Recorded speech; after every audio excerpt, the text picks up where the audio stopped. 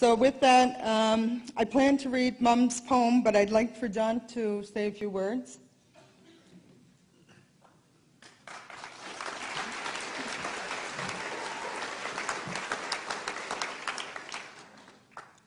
I want to thank Leanna and Janice for inviting me here tonight. I at first was reluctant to, I wanted to attend, but I was reluctant to come up here because this is about the family and this is about you. But I think it's important to hear about the legal significance of what Nora accomplished, and that's what I want to talk to you about. 16 years ago this month, I met Nora in her small kitchen at her home in Millbrook. She called me at the firm that I was working at, and she told me that she'd talked to a number of law firms around the province and couldn't find anybody willing to help her. I guess she was working her way down to the bottom of the list, and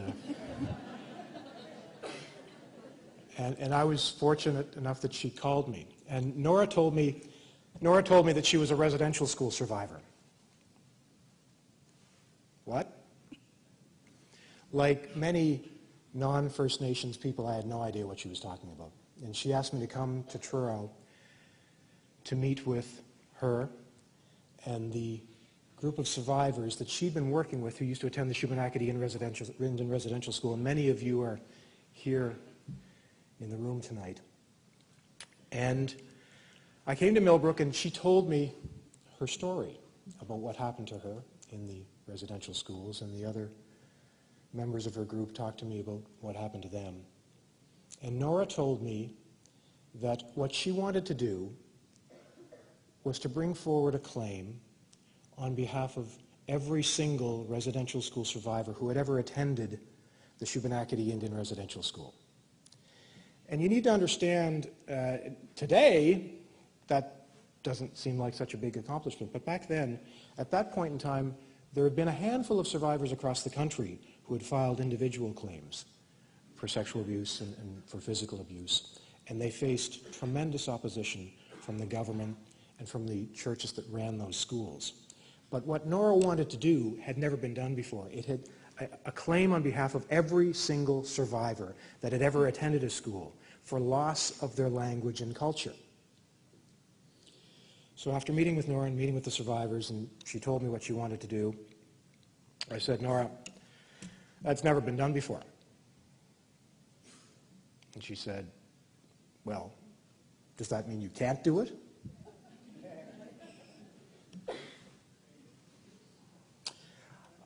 I said, let's see. If I'd known it was going to take 12 years, I have to say I don't think I would have said that.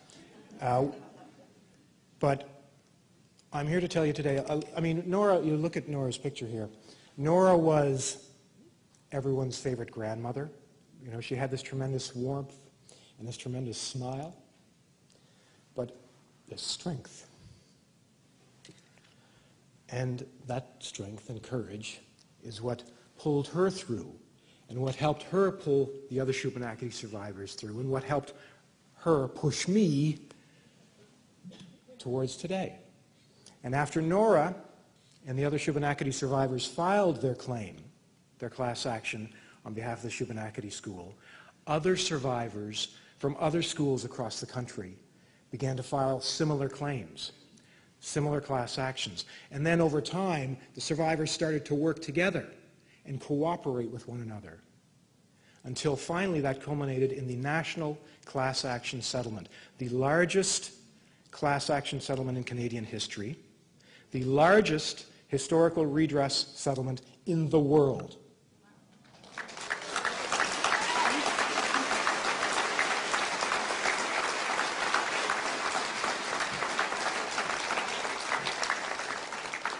So I'm here today to tell you, to show you that we are all here because of, in no small part, what one person did. She decided that she had a mission and she wasn't going to stop until it was over. One person started this. And a group of survivors working together was able to accomplish this, the largest historical redress settlement in the world. You know, Nora used to say to me, I'm sorry, for those of you that have heard me talk before, I know you're tired of it. There's been many meetings over the years, in small rooms, in hotels, in conference rooms. And the very first meeting that we went to, before we started, Nora said to me, John, you know, I was wearing a tie. She made me take my tie off. And I don't usually wear a tie, but I thought this tonight merited a tie. She said, John, don't talk to the people like a lawyer. Talk to them like a friend. And I am so very proud to have called Nora my friend.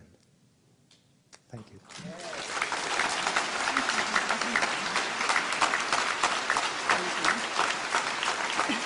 Thank you.